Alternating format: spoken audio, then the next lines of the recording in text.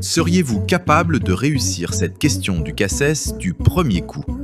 Dans cette vidéo, nous allons réviser ensemble le thème Connaissance générale du CACES R484 avec des questions type examen.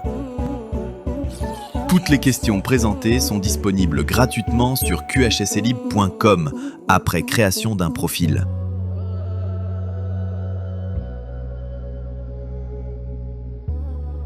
À chaque question, n'hésitez pas à mettre la vidéo en pause pour prendre le temps de réfléchir.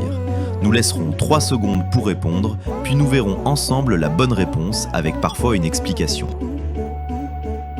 Bien sûr, rien ne remplace l'accompagnement d'un formateur, mais cela vous permet de réviser librement à tout moment. Prêt? C'est parti pour la première question.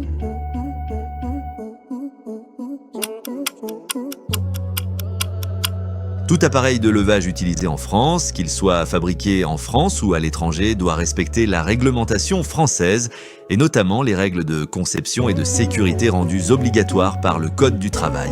Prochaine question. Le Code du travail indique qu'une VGP des ponts roulants doit être réalisée tous les 12 mois. Si ces questions vous aident à réviser, pensez à vous abonner pour les prochains thèmes du CACES. Prochaine question. La tenue d'un carnet de maintenance est une obligation légale pour chaque appareil de levage. Prochaine question. Pour conduire ce portique sur rail, une autorisation de conduite écrite est vivement conseillée. Prochaine question. Le conducteur d'un appareil de levage a la responsabilité de stopper son activité s'il constate une situation dangereuse, même si son supérieur lui demande de continuer. Prochaine question. Le conducteur reste pénalement responsable de la conduite de son appareil, même lorsqu'il agit sous les ordres d'un chef de manœuvre. Prochaine question. L'obtention du CACES atteste que le conducteur a acquis les compétences nécessaires pour utiliser l'appareil en sécurité.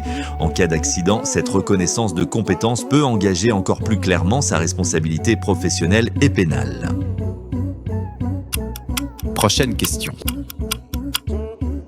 Le rôle principal du chef de chantier est d'assurer la sécurité collective sur le lieu de travail. Prochaine question. Seul le chef de manœuvre est habilité à donner des instructions directes au conducteur à l'aide de gestes de commandement. Prochaine question.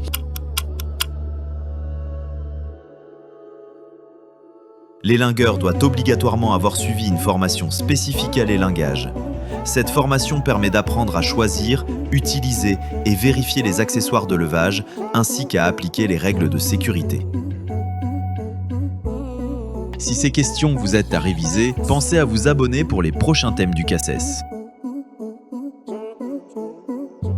Sur QHSE-Lib, vous avez un historique complet de tous vos examens.